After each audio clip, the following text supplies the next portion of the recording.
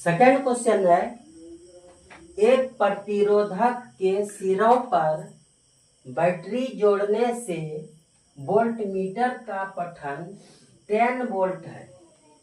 यदि इसमें 0.05 एम्पियर की धारा प्रवाहित होती है तो प्रतिरोध क्या होगा? सॉल्यूशन,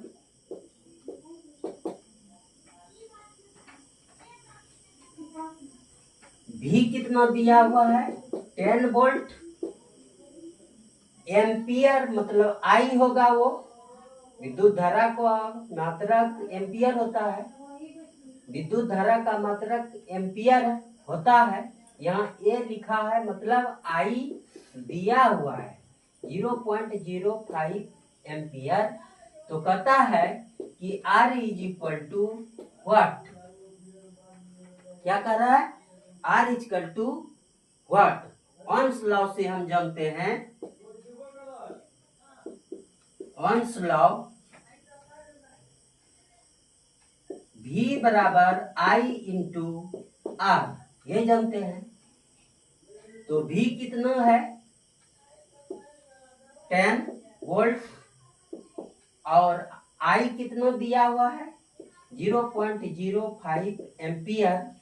तो कहता है R is equal to what, ये इसमें भाग लग जाएगा 10 by 0.05 is equal to R।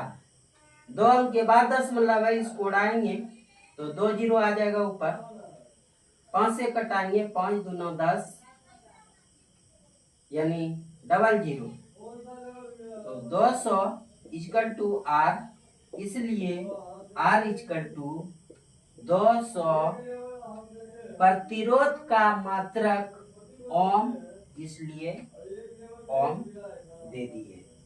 और ये यूनिट देना अनिवार्य है, यूनिट नहीं दीजिएगा तो समझ में नहीं आएगा कि ये क्या चीज है और ये क्या चीज है। यही मेरा आंसर हुआ।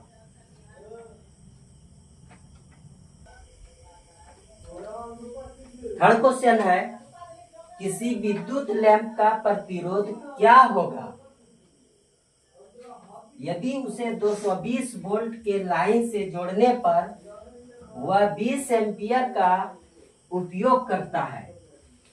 चूंकि यहाँ दिया हुआ है शुरू में ही कि प्रतिरोध क्या होगा, यानी R इक्वल टू व्हाट। अब दिया क्या है उसके बारे में हम जानकारी करेंगे। भी दिया है कितना 220 वोल्ट और एम्पियर दिया है मतलब आई होगा, विद्युत धारा को आई से डिनोट करते हैं, इसलिए आई इक्वल टू कितना 20 एम्पियर है, यहाँ एम्पियर दे दिए। फिर हम जानते हैं ओह्म्स लॉ से,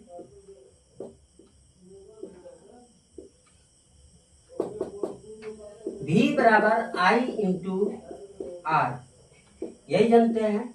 V का मान कितना है 220 वोल्ट और I का मान कितना है 20 एम्पियर।